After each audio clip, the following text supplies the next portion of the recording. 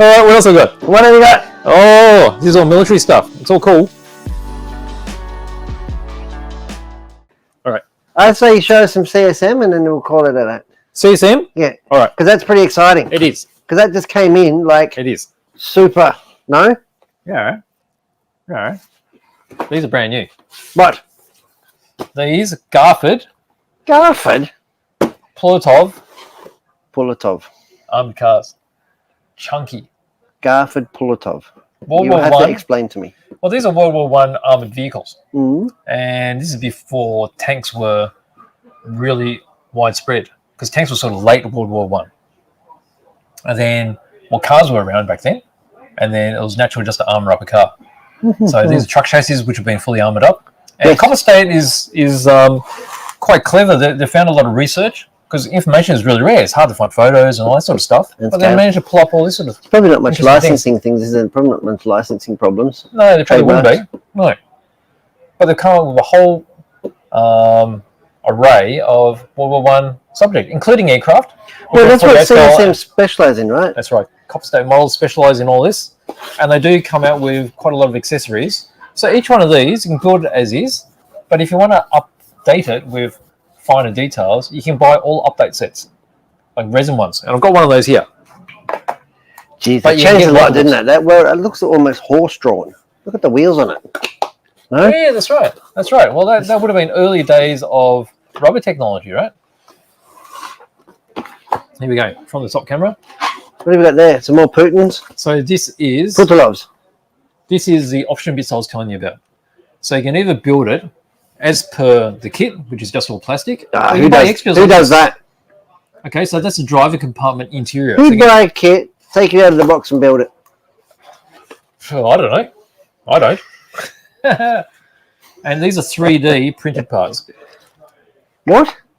Hang on a second. 3D printed parts for your World War One model. Yes. Oh, that is some... I'm just like So an alternate there's universe. it's hard to get that reflection off, but there's super fine detail there. So much finer, that's the instrument panel, than the plastic parts inside. But there's like 10 different option parts that you can buy for the kits if you wanted to. And apart from these, you can also get figures. Okay, Figures so- as well. Yes. So figures like this one here. This one's actually an Australian digger, Aussie digger. Aussie digger. And this is F32. 32 is 32nd scale. So this is to suit the aircraft kits. It's got shorts on. It is because it's a bit hot. Aussie. It's probably Almost northern looks- Africa. Almost looks like... And look at how sharp the detail is on this. Is it cast resin or 3D printed? This one's cast resin. Jeez, I almost sounded like I knew what I was talking about. You do know what you're talking about. Let's see if I can get this out of Nice here. hands, by the way. You like those? Yes. Have you got any blue beautiful. tack handy? No, I've eaten it. Let's You might see. find some in the corner underneath your desk. Actually, it fits all right. There you go. How good does that look? Now, the advantage of resin casting is you can get all the really fine folds because silicone molds are soft and you get all the detail in the undercuts. So you can really look at the textural. Somebody who knew what they were doing painting-wise could really make that look amazing. Yeah, you gotta make it look realistic. And look at the face. Proportions on the face. Awesome. And then you can see you just need to clean up this section here. This is where the resin's been poured in. So you just got to cut that off with like a fine saw. Yeah, you'd probably give it a little tidy up. Yeah, a little bit of sanding involved to remove some of the join lines, but the join lines are very fine. The dags. You got to I glue it. think You I got to might glue it have to do together. one of these. Would you? Yeah, I think we need to get a painted sample up. What This for? is fantastic. Fantastic. Well, it's an Aussie. It's very rare to get Aussie subject matter. Yeah. What? You got all quiet. Well, because I've got, You got what? I got some insider knowledge. Oh, have you now? Yeah.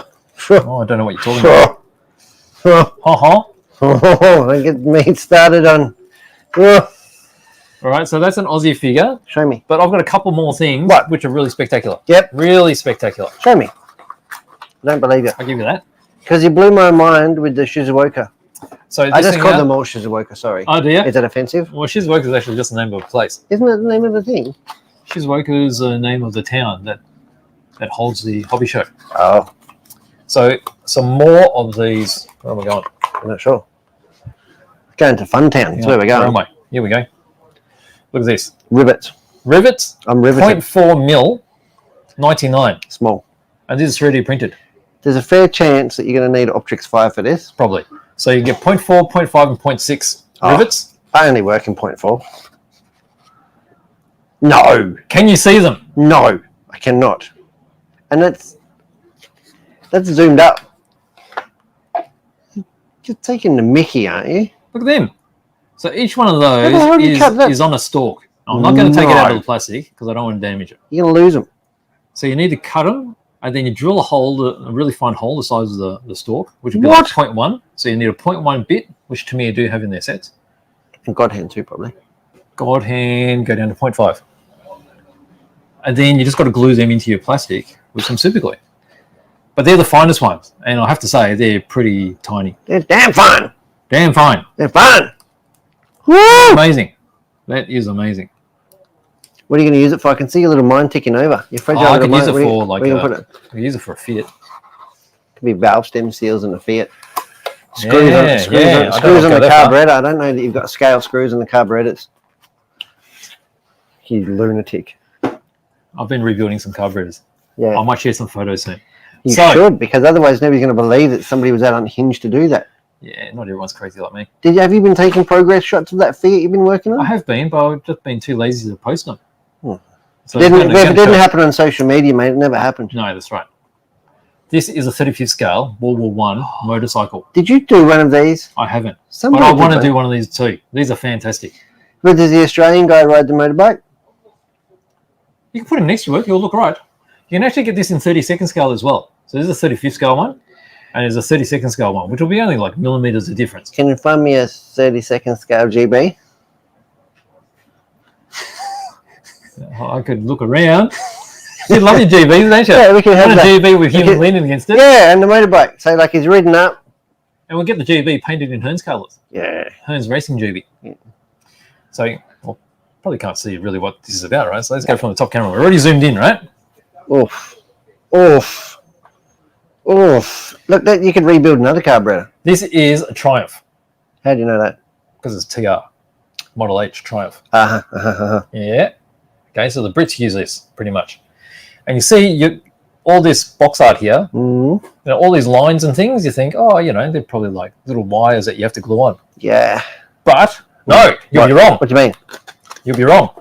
Why? You've not even opened it yet. You don't glue those bits on. All right, so you get the manual in there. I'd have to. It would fall apart. All right, we'll keep it zoomed in there. Yeah, I'm in the box. I'm going to show you something. You're going to put it in the box, or you're going to put it out of the box? Oh, out of the box, I reckon. Look at that. What? There's the spokes. 3D printed in one piece. Oh, you could make better than that. Look at how thin they are. There's my finger there. How amazing is that? You'd still want to rewire it. Rewire it? You'd want I'm going to show you about the wiring we were talking about before. Okay? Wow! All right. How do you do that? Is it 3D printed? It's 3D printed. Because it can't be injection. Look at this. You see those wires there? 3D printed. They're 3D printed and they're already on there. How do they get them off the stands? Look at how fine it is. How do they get them off the stands? That? Off what stand? What, off the... 3D printer stand. I don't know. Really carefully, I reckon. They must have little hands. Don't even going to see, but there's also the wires that are going across here. That's upside down, isn't it? There you go. Oh, stop it. How good is that? That's the best of Triumphs ever looked. Isn't it? So they've got another bike on its way. It's going to be released in BMW. In a couple of weeks. Is it a BMW? I don't think it's BMW. You can see the chain too, right? Chain's all printed on as well. It would have been a leather belt back then, I reckon. Look at how big the chain is. It's got to go around that big, massive sprocket. Well, because it didn't have a gearbox. Ah. So it only had one speed and like a clutch. Right. There you go. So I think they were just like leather belt drives. Got the decals there. They're going to look a bit murky because they've got the protective coating on them. But these are printed by Cartograph. All their stuff is printed by Cartograph, which is the best decal printer in the world. They come out of Italy. And then, I don't know about that, but that's pretty damn fine. It's 3D printed. Hashtag damn fine. And initially when you see the price, you think, oh, it's a bit pricey for a bike, isn't it? But when you see this, it's like, oh my God. Is it under $300? It's way under $300. No. It's under $100. No. There's a seat. It's actually a fair way under $100. No. Yeah. How good is it? And then you got your little manual thing here. The Spanish bit. Clearly, Awesome stuff. clearly it's made for worldwide How distribution. good is it? Really well made. Well, you have rocked my world I and rocked your world. blown my mind and made my day.